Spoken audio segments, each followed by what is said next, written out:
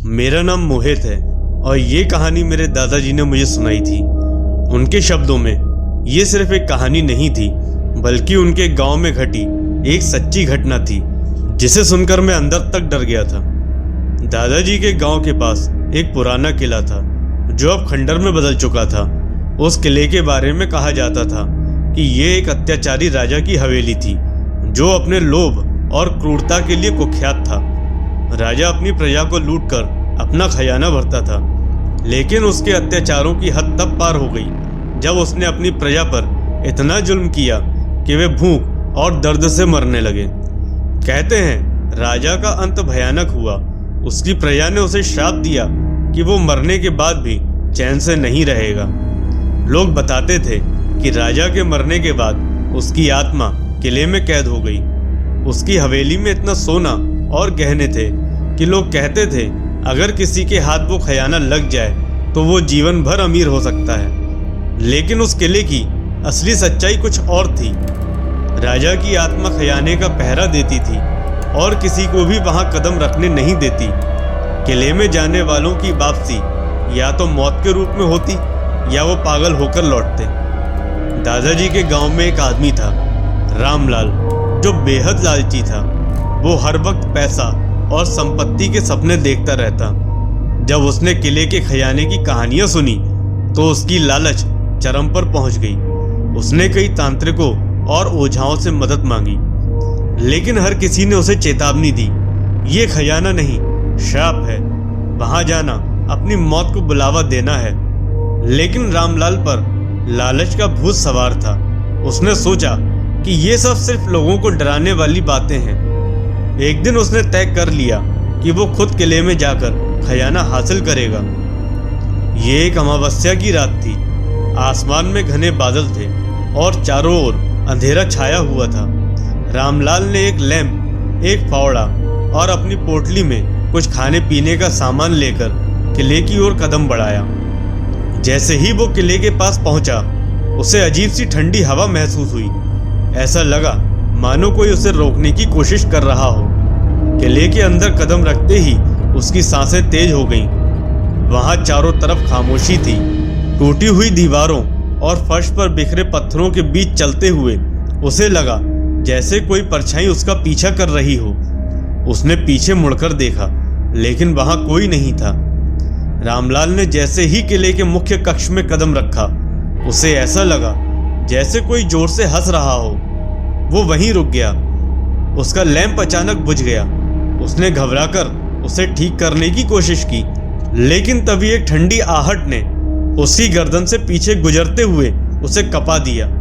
Lamp ठीक होते ही उसने देखा कि दीवारों पर धब्बे उभर आए थे। अचानक एक दरवाजा जोर से बंद हुआ और एक जोर की दहाड़ सुनाई दी। रामलाल ने सोचा कि ये उसका भ्रम होगा और उसने खुद को शांत करने की कोशिश की। रामलाल ने खजाने की तलाश शुरू की। जैसे ही उसने मुख्य कक्ष के बीच में खुदाई शुरू की, उसे जमीन में दबा हुआ एक चमचमाता सोने का बक्सा नजर आया। उसकी आंखें खुशी से चमक उठी। वो जल्दी से बक्से को बाहर निकालने लगा, लेकिन जैसे ही उसने उस बक्से को छुआ, अचानक पूरा कक्ष हिलने लगा। एक ठंडी हवा का झोंका आया और बक्से के ऊपर एक विकराल छाया प्रकट हुई। वो छाया उस क्रूर राजा की आत्मा थी। उसकी लाल जलती हुई आंखें, विकृत चेहरा और लंबे नुकीले नाखून देखकर रामलाल का शरीर जम गया। आत्मा ने जोर से दहाड़ते हुए कहा, तूने मेरी चेतावनी को अनदेखा किया। ये खजाना श्रापित है और इसकी कीमत तुझे चुकानी पड़ेगी। रामलाल ने डर के मारे बक्सा छोड़ दिया और भागने की कोशिश की, लेकिन आत्मा ने उसे हवा में उठा लिया और जोर से जमीन पर पटक दिया। तू इस किले से जिंदा नहीं जाएगा। आत्मा की भयानक आवाज गूंज उठी।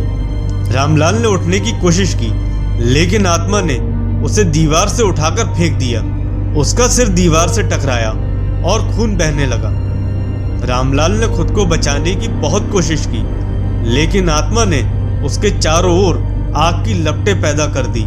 उसने रामलाल के शरीर को नुकीले नाखूनों से जगह जगह घायल कर दिया। उसकी चीखें पूरे किले में गूंजने लगी। अचानक आत्मा ने रामलाल का दाहिना हाथ पकड़कर जोर से खींचा।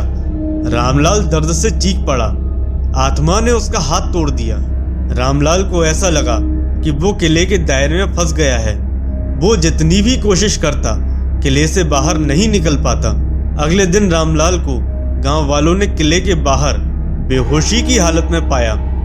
वो बुरी तरह घायल था और उसका दाहिना हाथ टूटा हुआ था। गांव वालों ने उसे देखा तो वो अपने होश में नहीं था।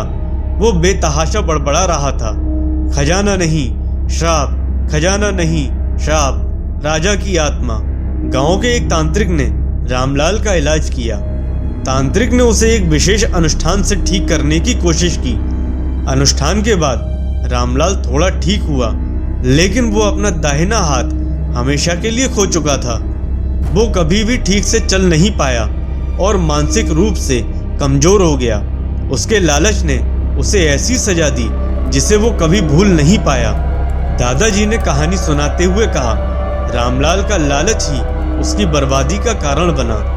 वो खजाना सच में शापित था। कुछ चीजें इंसानों के लिए नहीं होती और हमें उनका सम्मान करना चाहिए। आज भी उस किले में कोई जाने की हिम्मत नहीं करता।